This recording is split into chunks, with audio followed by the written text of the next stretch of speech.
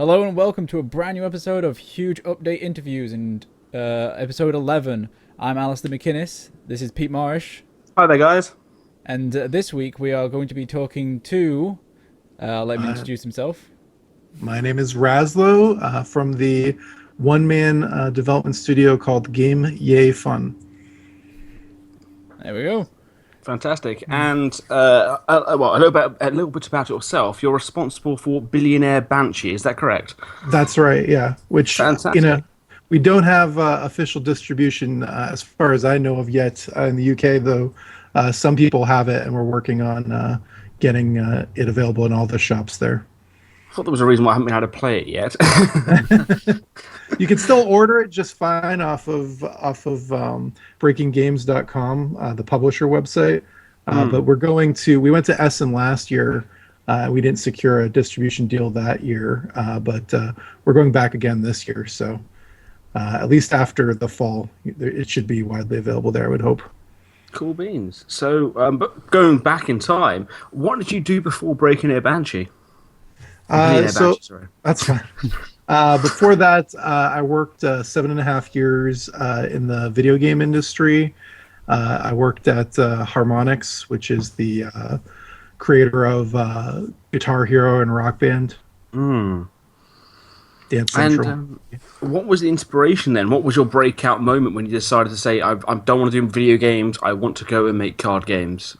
They laid me off. I actually had started on Billionaire Banshee before they laid me off, but they laid me off, and I live in the New England area, and there's not a ton of Rational Games used to be here, creators of BioShock. The people who there's like some MMO companies and things like that. There used to be a Zynga studio here. All of a sudden, within a few years span, a ton of studios here closed.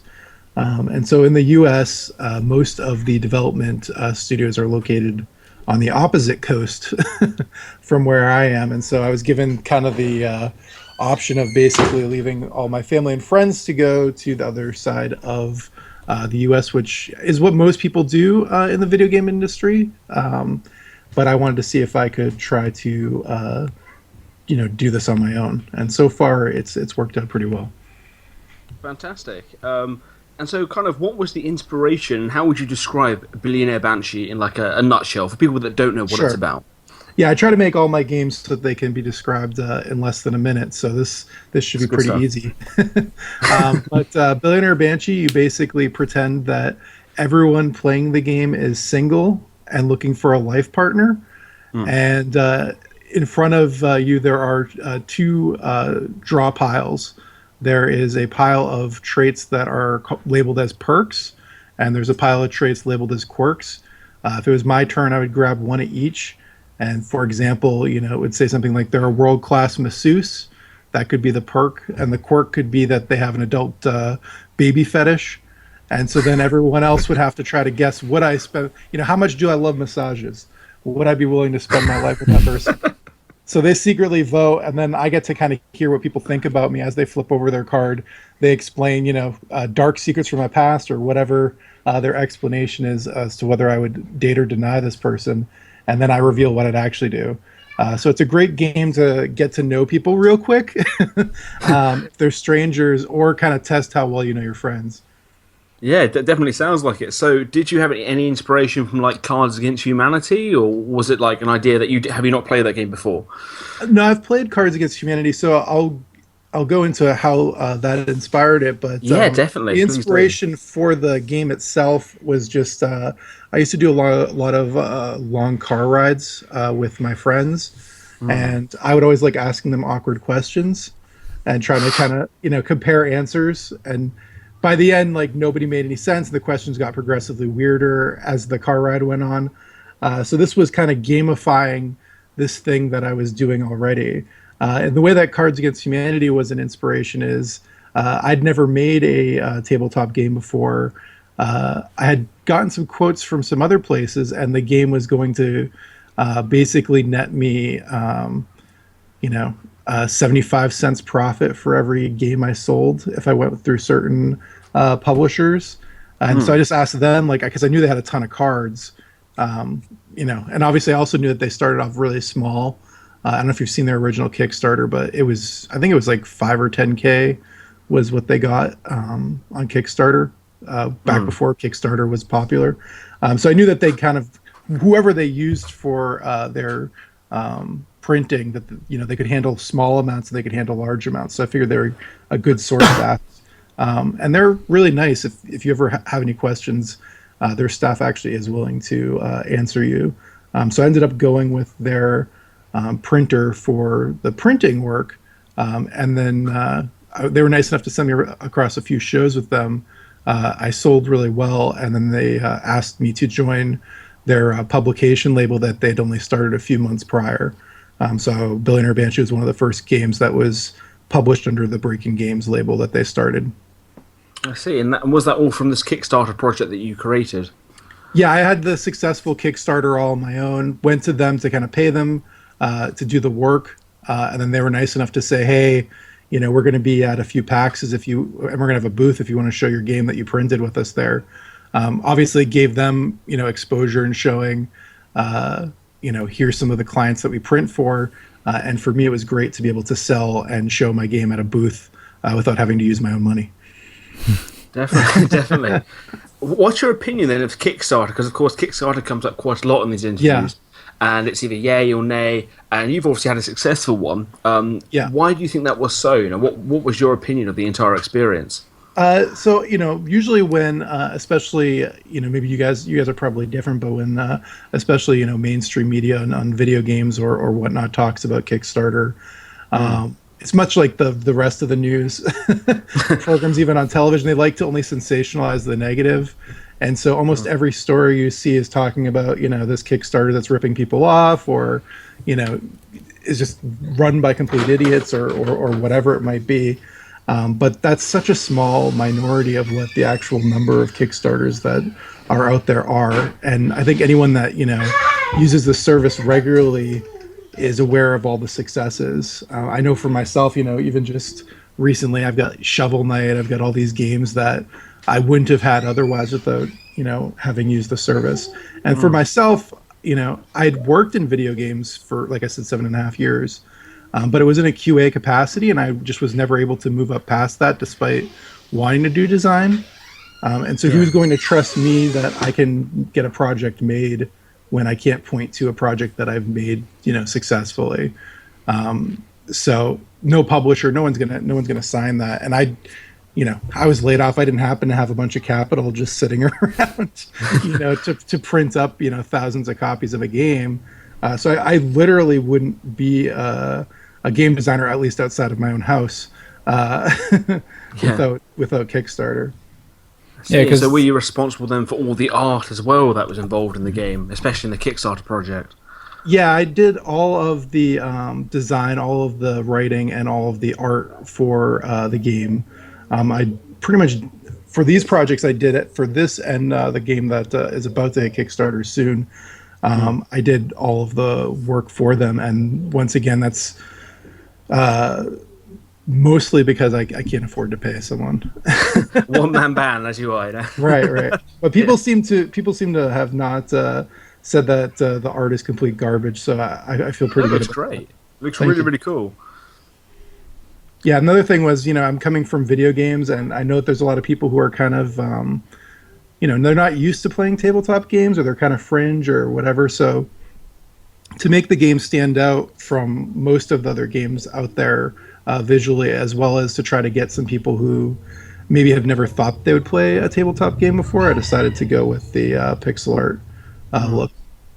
And pixel art, especially at the time of release, and even now, is very much in, isn't it? In the design industry, people love pixel art, people love low poly, so it's kind of hitting the right design market. Yeah, I would love to do a low poly game with like miniatures or something someday, but I haven't hit there yet. Billionaire Banshee's 8-bit, and the game that I'm working on right now that's about to hit Kickstarter called Re-Extinction is 16-bit, and it has a Mega Drive look. So. Oh, nice. So I've gone up a generation. And Sorry, I can Aaron, tell do you want a about question, that game by the if you're interested about hearing about Re-Extinction at all, since that's about to hit. Oh, yes, most definitely. Go for it. If you can give us a quick Sure. lowdown on that. So Re-Extinction is basically a dinosaur dress-up card combat game. Everyone Wow. starts dinosaurs have been resurrected for mankind's amusement to battle. Everyone gets like a naked dinosaur in front of them, which you're used to seeing in so many movies.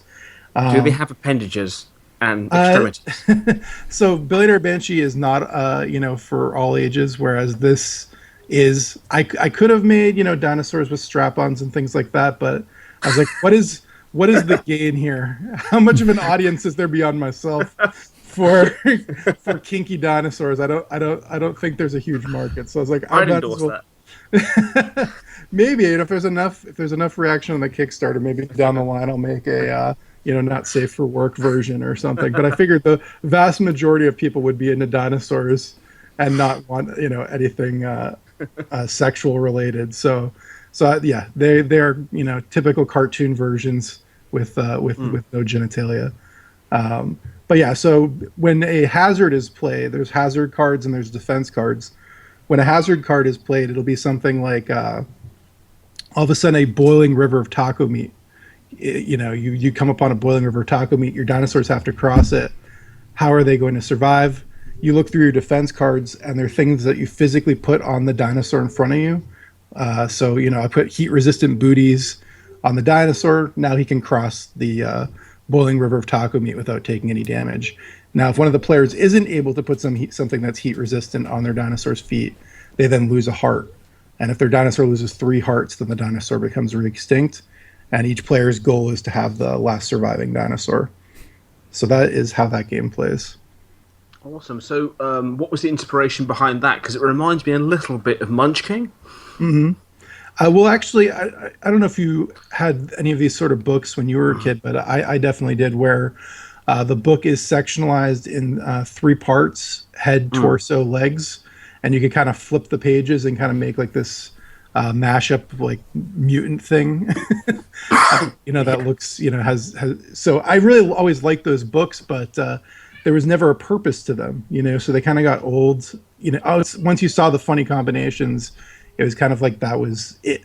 And so I thought, is there a way that I could take that, the joy of seeing, in this case, a dinosaur look as stupid as possible, but actually make a game around it. And so there's a purpose to why you're making the dinosaur look stupid. It's to protect them from these oncoming hazards. Fantastic. And how do you win the game? What's the end of it then? The end of the game is basically you've made all the other dinosaurs in the game extinct. Nice. So it's a survival game in that sense, isn't it? Then. Right. Yeah. You're trying to bet that you have certain defense cards that the other people playing don't have. And so when the other players, when they're killed, are they out of the game, or can they still influence and play a part in it? No, they're out of the game. I mean, there might be some alt rules, but in the main game, they're out of the game. And how long would you I mean, it's quite a quick game, I can imagine, like Exploding Kittings. Yeah, I have played Exploding Kittens. It's actually usually in the booth with me because they were printed by the same company that prints Cards Against Humanity in my game.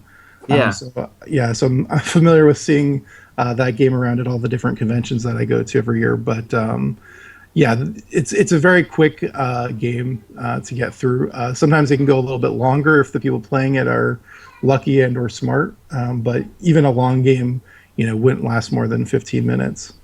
That sounds really fun, actually. Like, I love those kind of quick games where you can everyone can pick it up very quickly. Right.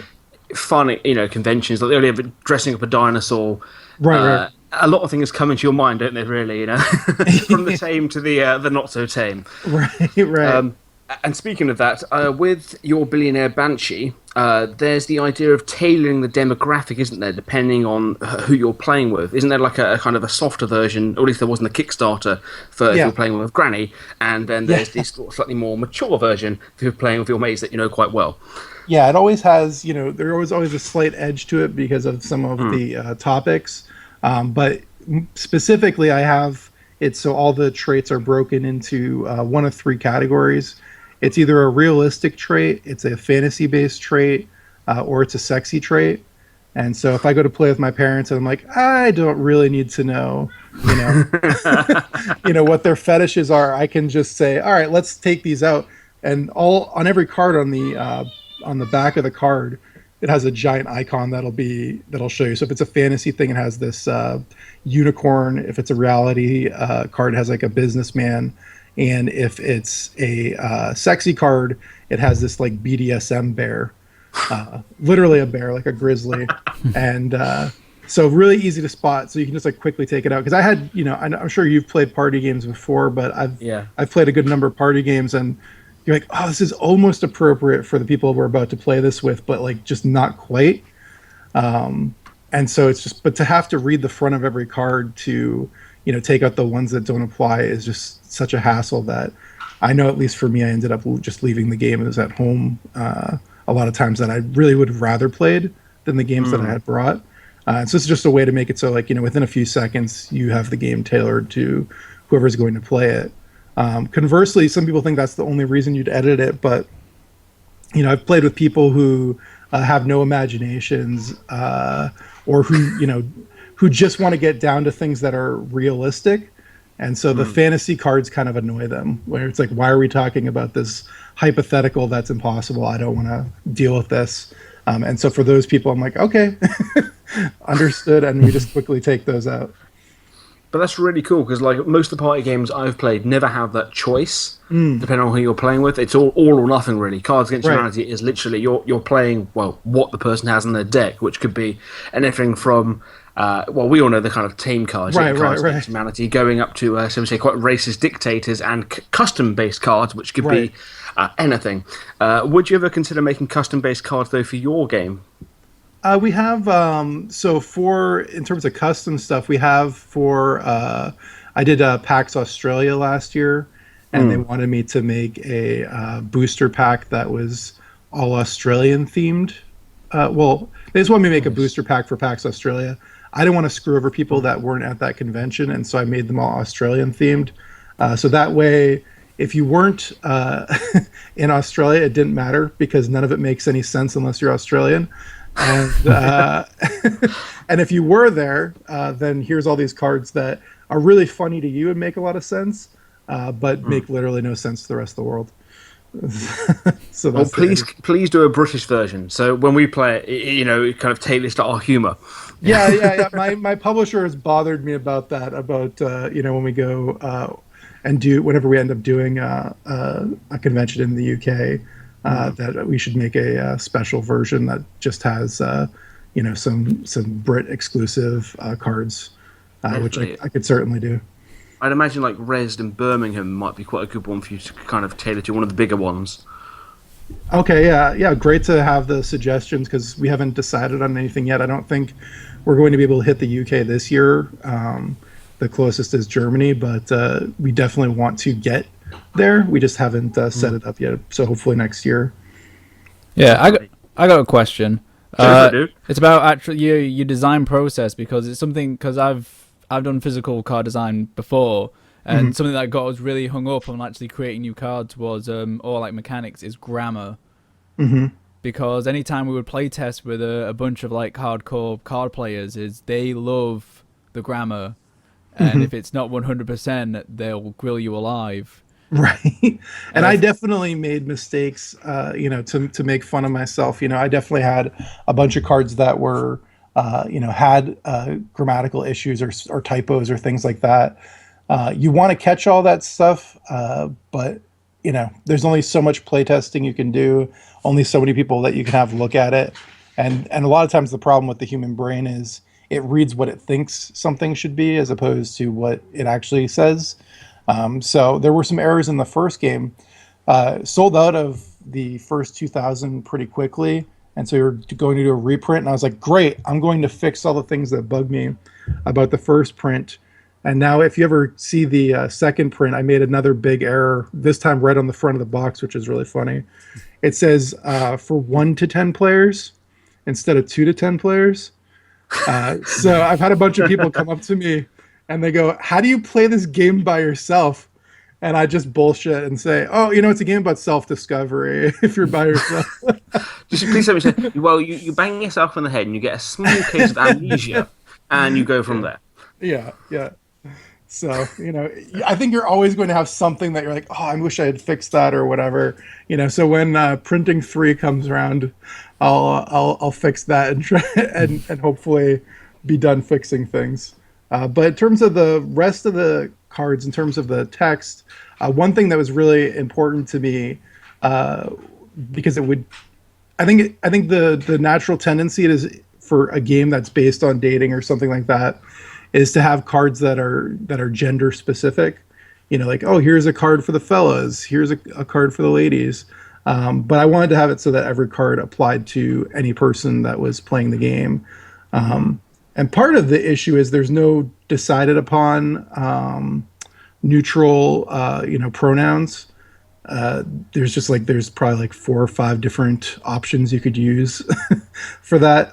But I just went with saying they, because people actually know that word.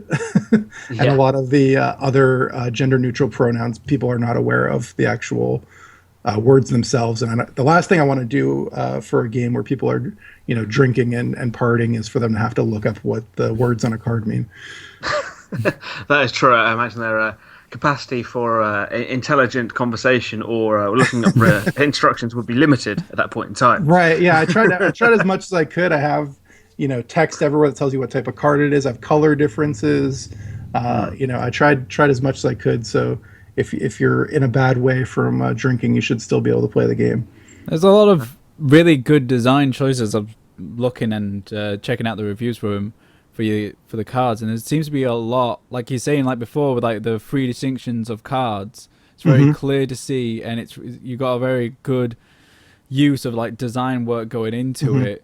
Is that something that you've taught yourself, or have you seen other people, like you picked up from other people? Like, where's that like keen eye for like design actually come from? Well, so I did QA for 7.5 years, so I spent 7.5 years complaining about where other people mess stuff up. So that and I think a lot of QA, be it for video games or anything else, is mostly focused on, does this break?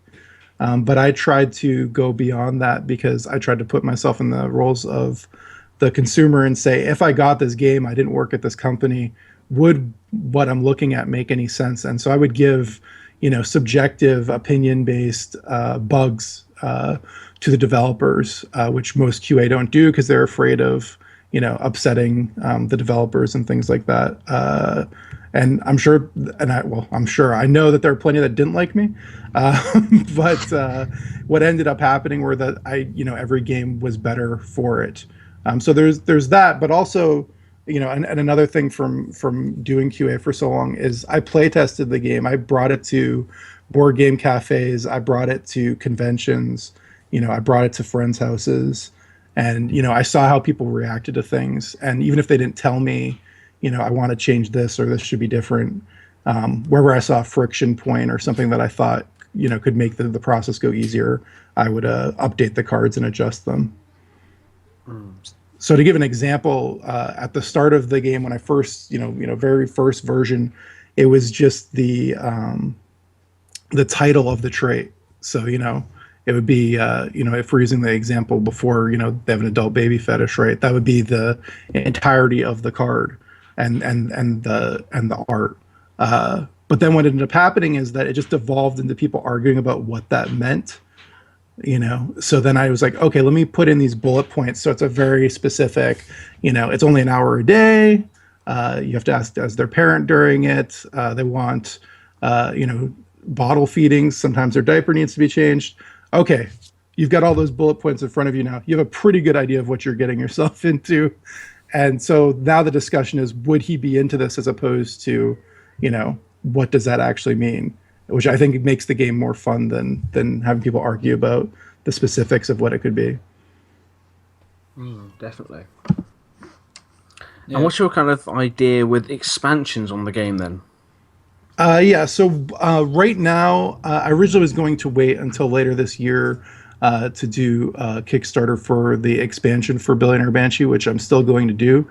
But people responded, especially retailers, when I went to Toy Fair in February. They responded really well to the Australia pack, just in terms of an extra thing to sell with the game. But obviously, no retailers in the U.S. wanted it because, like I said, it makes absolutely no sense unless you're Australian. So I'm going to make one. I was going to do this anyways, but I was going to do it after the expansion. So I'm just kind of flipping the order. I'm going to put out a group of cards that are just sexy traits, because those are the ones that there's the least amount in the main game because they're the most divisive. But when I go to certain conventions like a PAX or certain other places, they're the cards that people want to play almost exclusively. So it depends on the crowd. So I'm going to make a pack where it's like, you can add in these extra sexy cards if that's the crowd that you're into, and it'll give something to hold people over until the expansion goes out. And I'm trying to figure out the logistics of it because it's a little bit different for board games from video games, but I want at least the initial sale of it to be something that goes towards charity. But trying to figure out how to do that is challenging. So I'm working on that as well. Mm-hmm. But there will be a proper expansion, probably the very start of next year. Fantastic. And I mean, like, you've noticed it's out in America, of course, on Amazon.co.uk. Sorry, .com. It's on .co.uk, I've just noticed, but for quite a lot of money. Yeah. So that's what I it's unfortunate I can't talk to every person that's surfing the web. But if anyone sees those prices, please don't pay those prices. Just go on breakinggames.com. We will ship anywhere in the world. So if it's not available in your local shop and it's not for a reasonable price in an online store you're looking at, just go on there and order it. We will have UK distribution figured out by the end of the year. So if that's too much of a hassle for you, going on that website, it will be solved at some point this year. It's just not solved yet. Right now, for any listeners that you have in other parts of the world, there is full distribution in Australia. There is full distribution in Canada. And the US, and right now I'm working on international language versions of it. So we're going to do at least German and Spanish, and we'll be doing deals to try to get distribution for that in the fall. Awesome. So speaking of like distribution, kind of marketing, how did you go about marketing this particular game, and like what was really the way of getting it out there to the public's knowledge? Mm-hmm. Yeah, a lot of people, they see the success of certain games and they assume that it's, right place, right time, and it is for a small minority. But with my game, I was sending emails to the press. I'd say, close to probably 75 emails or 100 emails a day while the Kickstarter was going to try to get press for the game. And out of those, maybe 5 to 10, would end up ever writing anything about it. So I think what happens is people, other developers out there, they end up doing, sending off their few emails and don't get a response. And then just are like, all right, I guess nobody cares about my game. The other thing that I did is I looked at how Kickstarters typically fare, and usually the start and the end of a Kickstarter are the high points, and the middle is this huge slump that happens for almost every Kickstarter. So I knew that was going to happen, so I went to other indie developers and I asked if I could use their characters as cameo cards in the game.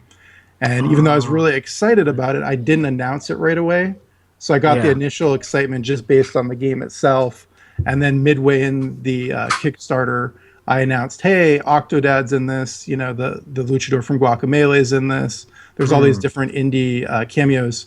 And then I sent emails off all over again to all the places that I'd already sent it again. And some that had not written about it the first time wrote about it once the game was kind of more validated by having those cameos in it. So definitely appreciative for, and that's one thing, if anyone ever deals with the indie games community, everyone is ridiculously nice and not just after themselves. So everyone tries to help each other out. And whenever someone emails me or messages me, I try to do the same. So it was literally a simple matter of just kind of saying to the Guacamelee guys, hey, do you mind if I put your card, a card of the luchador in my game? Yeah, I mean, I emailed a lot of other indie devs. Some never responded to me. Others responded to me, like in the case of Yacht Club Games with Shovel Knight.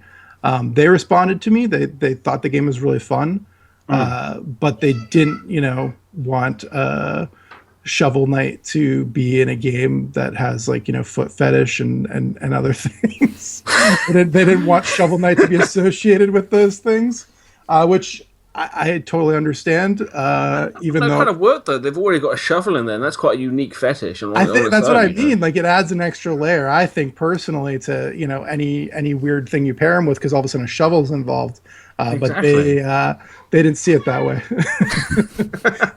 So maybe another game that I make that isn't quite so dirty. They'll be maybe down. The expansions. You never know. They might kind of get hold of you and be like, "Yeah, we put the shovel. We've got a digger now." Yeah. Well, if Shovel Knight ever goes that way, the M-rated Shovel Knight sequel down the line, then I'll contact them again. I guess you could always get hold of the Resident Evil crowd. Maybe Evil Within for a very unique take on necrophilia. I haven't hit that card yet, so maybe I should hit that card. That's good expansion fodder. I'm actually surprised I didn't get to that one yet. I would love to see the person, and this is the funny thing is there's certain cards that are super extreme like that, but eventually someone's going to say yes to it. There's going to be some combination where it's like they're a billionaire that's a necrophile, and there's a certain person that's going to say, yeah, I'll look the other way, and that makes for awkward sessions. Definitely. It's almost like one of those things like when someone asks you a question, would you rather be this or do that? Right. My girlfriend's guilty of doing that quite a bit. And of course, you're always put between a rock and a hard place, aren't you? And that's sort of what I imagine some of this game is like. When you're playing it, it's like, would I do this or would I not do this? Yeah, I thought promotion would be really hard for the game because I thought that, I knew that when you're with your tight group of friends that people would be willing to open up about their personal preferences when it comes to dating. But I expected that, at conventions and things like that, when I've got random strangers coming up to me that I met seconds ago, and then we flip the first card, and it's like they shit your favorite flavor ice cream. Like I expect most people to not go into how it doesn't matter. They would just like to have ice cream on tap. Yeah, but there's plenty that do. Yeah, no, there's plenty that are just confessing secrets that their friends that have known them, for 15, 20 years have no clue about. And they're just sitting at my table and all of a sudden telling this stuff. And that's something strange about the game. So for some reason, it being in a game form, I don't know if it's the visuals. I don't know if it's the text. I don't really know what it is, but it's a very disarming game. And it gets people to be really honest about themselves and talk about themselves and say things that they've probably hidden their whole life. And one thing I think is kind of cool is that, you realize after you kind of, bare your darkest secrets, for the most part, I mean, unless it's, you murdered someone or something like that. That it actually doesn't, right. That it actually doesn't matter. You know what I mean? This thing you're worried about no one finding out, it really, nobody cares, really. It ultimately doesn't make much of a difference. So unless you're in a relationship with someone, in which case I've had certain people go, that they need to leave the table to go back to their hotel room after certain revelations. So on their own, right, without their partner. not as much that, but yeah. Have you put any of your own experiences into the cards without going too far into it, of course?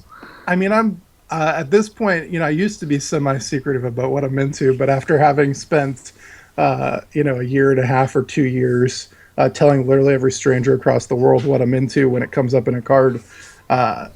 Yeah, there is definitely stuff in the game that are things that I'm into. It is funny what people assume because I made the game. A lot of people think that, literally every card that's in there is something that I'm into because I put it in the game. So I don't know how that works, but yeah, there's people who are just like, yeah, he must be into all this. So no, there's plenty of things I wouldn't do, but yeah, it's in the game. Have you ever had like a session of the game and someone's completely shocked you? Someone like you were playing with, and they just completely like looked you dead in the eye and said, "Yes, I like that quite a bit." Yeah, it happens actually. Like it actually happens quite a bit. I'll give one that's tame. as an example, but this is one that's. Go for it. I'd say it's probably got like a 70% ratio of women saying that they'd be okay with this, and I thought this would be a deal killer for pretty much everyone. But the quirk trait is that their skin is translucent, so you can see their muscles and you can see their veins and all that. I thought that was like super, to me, is really gross. Like this Attack on Titan sort of looking person walking around. But like I said, 70% of the women that I've played the game with have been like, "Oh, that's really interesting. That's cool. I would do that." Which I think shows the difference between men and women in terms of you want to think that you're pretty hot, that you're attractive or whatever, and then you hear a woman say that she'd be willing to be with someone with translucent skin, and you realize that how a man looks is very obviously not as important. And now I know why the Invisible Man with Kevin Bacon was so popular with the ladies. I mean, I'm not going to go into what happens in that movie.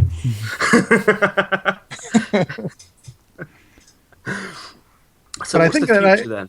Yeah, so I think that when I connected with you was in relation to I'm very open about all the stuff that I'm doing. I'm sure that it will bite me at some point, but I just get too excited about whatever I'm working on, so I just say it. So I literally last week started working on I can't even say I'm working on a new game because this one's more complicated, and I have another artist on board that I need to pay if it ends up happening.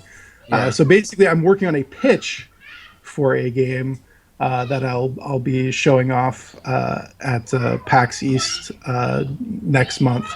So I'm hopeful that the game will get picked up. We'll get some money to pay the artist so that it can be made. But it's basically a game about I don't know if any of you are fans of giant robots or combiner robots or things like that. But it's a game that's based around combiner robots. It's a miniature game. Each player has a combiner robot that's been split apart, and all but one of the robots is inactive. So let's say just like one of the robots that makes up the leg you have access to, but all the rest are scattered across the board. You have to go across this city, reconvene with one of your other robot parts or robots and reactivate them. Now you have another robot you can use in the game. Once you get all of your robots active and you bring them to the same space, you can actually physically combine these miniatures. So you've now made a giant like Devastator sort of, or Megazord sort of giant robot out of these minis that you had. And once that happens, you can like knock down the buildings that are on the board. You can instant kill, just like Power Rangers, you can instant kill anything that's in front of you. So it's this holy shit moment when you see another player all of a sudden make their combiner giant robot, and you're like, oh no.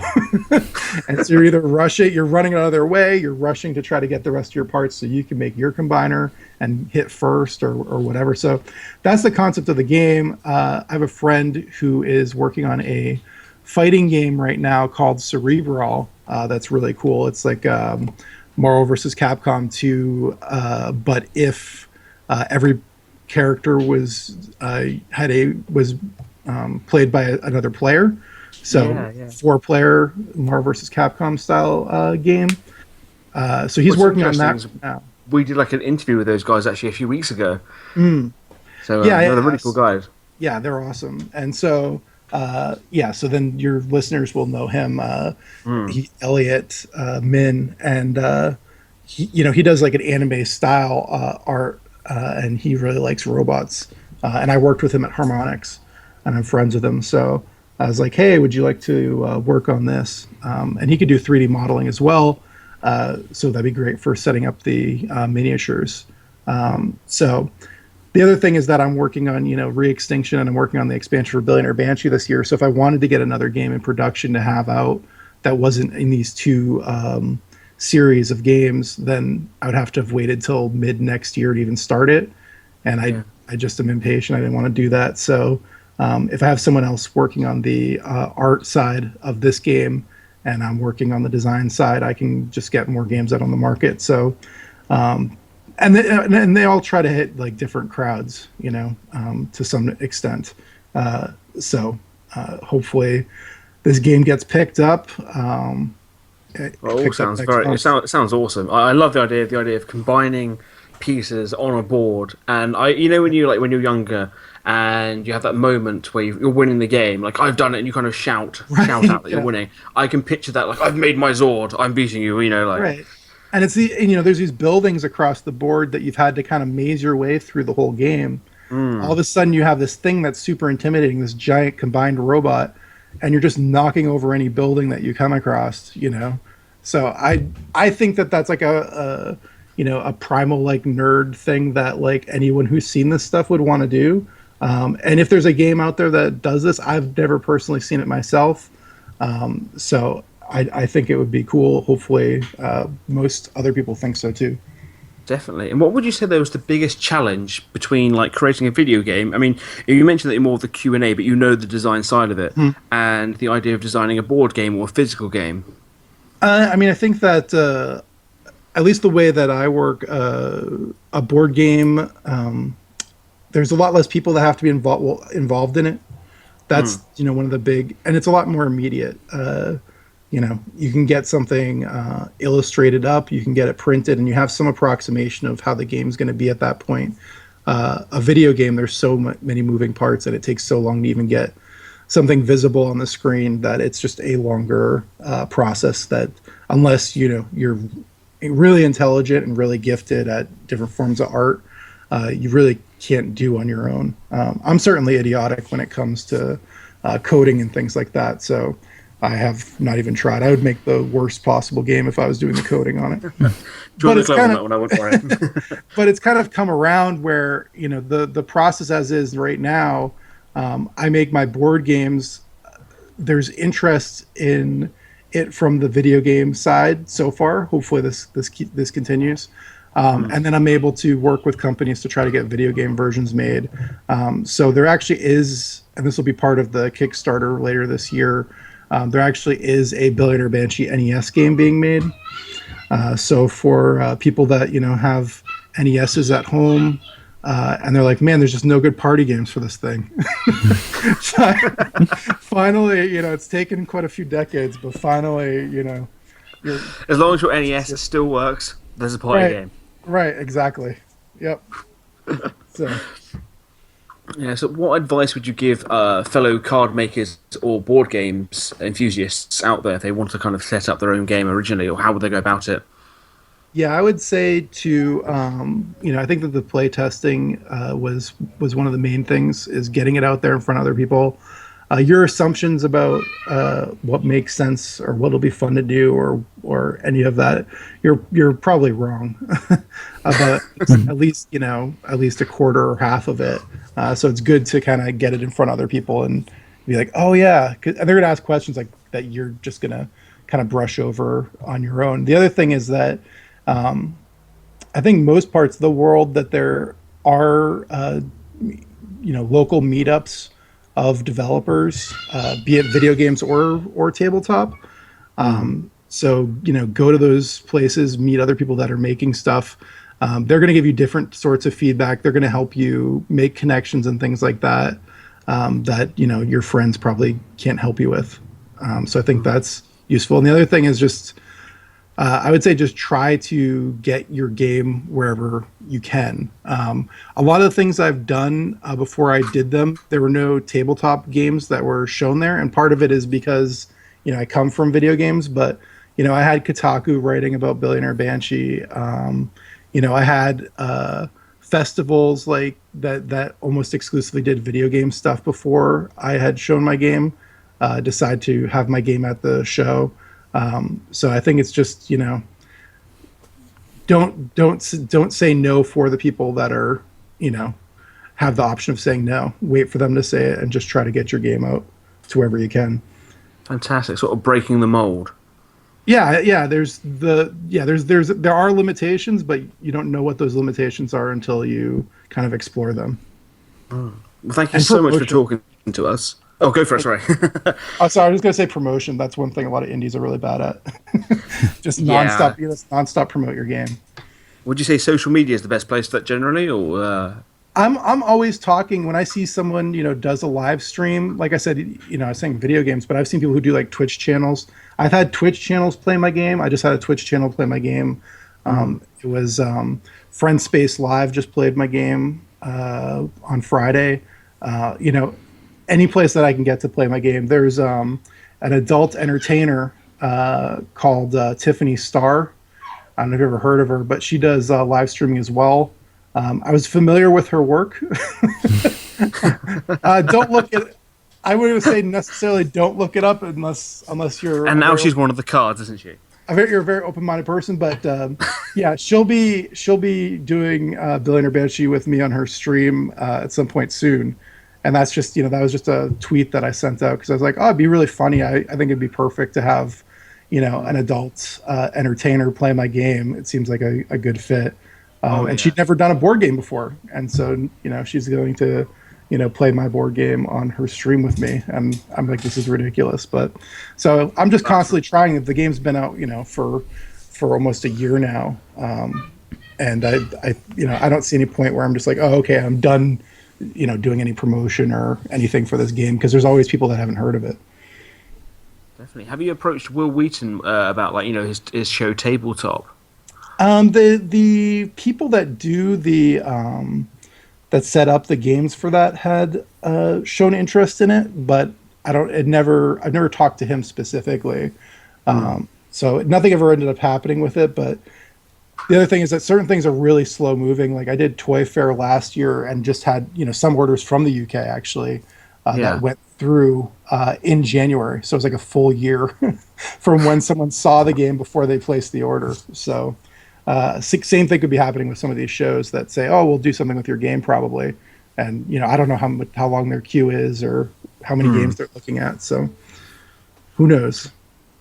Very cool. Hopefully, in the future, then maybe Yeah. I'm hoping to get my games out in more video game form. There's apparel available. If you wanted a BDSM bear on your shirt, you can get that to happen. Well, I'd quite like one of those personally. But, and I'm trying to spread out to get the content and the art in as many places and the game as many places as I can. That is really cool. I appreciate being able to be on here to talk to you and your listeners. Well, thank you so much for coming on. Where can our listeners find you? Find you sort of thing in your products. Sure. If you're looking to buy the game or the shirts or anything like that, you could just go on breakinggames.com. That's the best site to go to because they do, like I said, they ship anywhere in the world. And then if you want to talk to me, if you have a question, if you have a board game idea that you just don't know how to get to the next step on it, feel free to hit me up on Twitter. It's at RAZLO, RAZLO. Fantastic, And what if I want to kind of give a few suggestions for some new cards? Would that be the same kind of Twitter handle then? If you go to billionairebanshee.com, there actually is a form submission, and you can suggest any new cards. So people are always suggesting new cards in there, and I do look at them, and there are, as long as I like them, I'll use them. That's fantastic. Any extra questions, Al? No, that's been a fantastic interview. So thank you so much for what was basically a quick shout out to getting a quick interview on the go. It's been quite fascinating to listen to, for sure. Thank you so much. It's been really good fun, actually. I loved it. Awesome. Thanks, guys. All right, we've been Huge Update. This has been another episode of Huge Update interviews. We've been with RAZLO, and he's been talking about Billionaire Banshee. If you want to find us, you can find us on Twitter at Huge Update. We've got the website hugeupdate.squarespace.com. You can also find us on iTunes. This episode has been one amazing one for sure. It's been great to listen about card games and learn all about the development of them. So thank you again, and we're going to say awkwardly goodbye. Bye. Thank you very much. Bye.